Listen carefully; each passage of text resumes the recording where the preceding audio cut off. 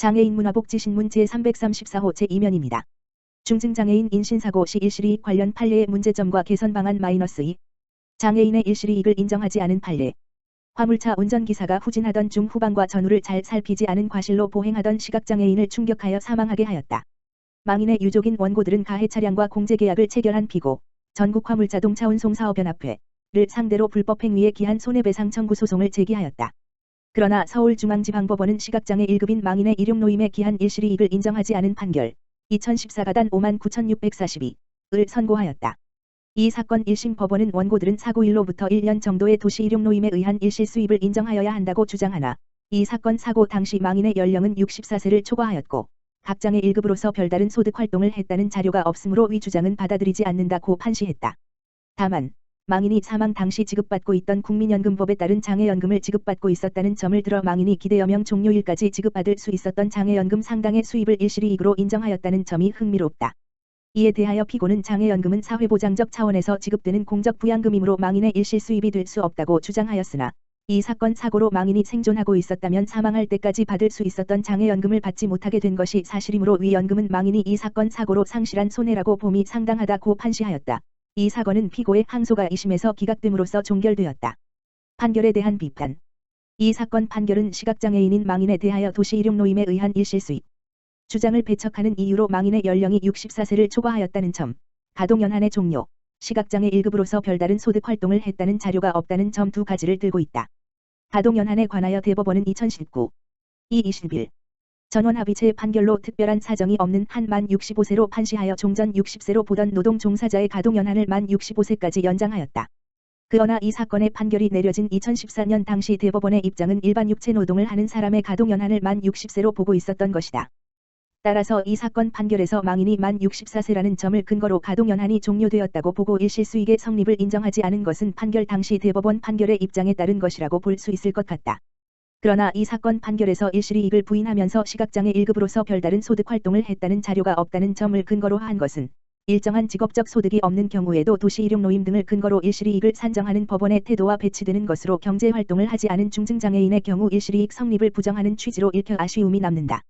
이 사건에서 망인이 화물차 운전기사의 과실로 끔찍한 교통사고를 당하여 사망하였다는 사실을 감안하면 더욱 그러하다. 다만 위에서 지적한 것과 같이 망인이 사고 당시 판례의 입장에 따르면 이미 가동연한을 지난 나이라는 점을 감안하면 판결의 결론은 어느 정도 수긍할 만하다고 할 것이다. 본 기고문은 장애우권익문제연구가 장애인 차별 시정과 평등 실현을 위한 법원 판례 바꾸기 운동의 일환으로 배포한 첫 번째 자료집을 일부 편집하여 게재한 글입니다. 대쉬 편집자주. 장애복지에 관심 있는 대학생 찾습니다. 미랄복지재단. 제4기 대학생 기자단 모집. 미랄복지재단. 이사장 홍정길. 이 제4기 미랄복지재단 대학생 기자단을 5월 2일부터 6월 1일까지 모집한다. 모집 대상은 장애인, 복지, NGO 등에 관심 있는 대학생으로 월 1회 이상 온 오프라인으로 진행되는 취재 활동에 참여할 수 있는 재휴학생이면 누구나 지원할 수 있다. 선발된 대학생 기자단은 7월 8일 발대식을 시작으로 12월까지 6개월간 활동을 펼칠 계획이다. 미랄복지재단의 주요 사업 현장을 취재하고 콘텐츠로 제작해 장애인 등 취약계층에 대한 사회적 관심을 환기하는 역할을 맡는다. 대학생 기자단이 작성한 콘텐츠는 미랄복지재단 소식지와 홈페이지, SNS 채널 등에 게재될 예정이다. 미랄복지재단은 대학생 기자단의 취재 역량 강화를 위해 현직 기자를 초빙하여 보도자료 작성, 사진 촬영 등 실무 중심의 특강도 운영한다. 또한 소정의 활동비 또는 자원봉사활동 시간을 제공하며 연말에는 우수 활동자를 대상으로 시상한다. 활동을 성실히 마치고 수료증을 받은 기자단에게는 미랄복지재단 입사 지원 시 가점도 부여한다. 희망자는 미랄복지재단 홈페이지 머렐.org 공지사항을 통해 지원서 항목 작성 후 제출하면 된다. 서류 심사와 화상 면접 심사를 거쳐 6월 말 최종 합격자를 발표한다. 미랄복지재단 이수윤 홍보실장은 대학생 기자단에 참신한 시각으로 취약계층 인권과 사회복지 현장을 바라보다 재단에서 실시 중인 복지사업 홍보 방향 등에 대해 긴밀히 소통하고자 대학생 기자단을 운영하고 있다며 비영리 분야에 관심 있는 대학생들에게 다양한 체험의 기회를 제공할 예정이오니 적극적이고 열정 있는 대학생들의 많은 관심과 지원을 부탁한다고 전했다. 미랄복지재단은 1993년 장애인의 완전한 사회통합을 목표로 설립된 장애인 복지 전문기관이다. 장애아동의료비 지원 사업을 비롯해 장애인 특수학교, 장애인 직업재활시설, 장애인 공동생활시설 등 장애인의 생애주기별 맞춤형 복지사업을 운영 중이다. 충북발달센터, 지역사회복지 향상 위해 업무협약 체결. 한국장애인개발원 충북발달장애인지원센터, 센터장 김혜자, 이하 충북발달센터는 5월 2일 충청북도 사회복지협의회, 회장 김영석과 지역사회 복지 증진을 위한 업무 협약을 체결했다.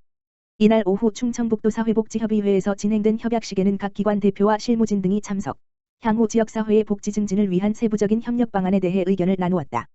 이번 협약을 통해 각 기관은 발달장애인과 그 가족을 위한 서비스 및 자원연계 발달장애인 개인별 지원 계획 수립, 권리구제, 공공후견, 활동 서비스 대상자의 연계 사례회의, 법률자문, 교육 등에 대한 지원협조 발달장애인과 가족의 사회참여 확대 및 자립지원을 위한 공동사업 수행 지역 내 취약계층의 복지 향상에 대한 상호협력 추진 지역사회 주민을 위한 서비스 연계 및 지원 지역사회 복지 증진을 위한 상호협력 및 기타 양기관의 지원을 위해 적극적으로 협력할 예정이다. 충북발달센터 김혜자 센터장은 지역사회의 다양한 자원이 서로 협력할 때 장애인의 사회참여와 자립생활을 앞당길 수 있을 것이다며 충북사회복지협의회와의 적극적인 교류와 협력을 통해 도내 발달장애인과 가족, 취약계층의 복지 향상을 위해 힘쓰겠다고 밝혔다.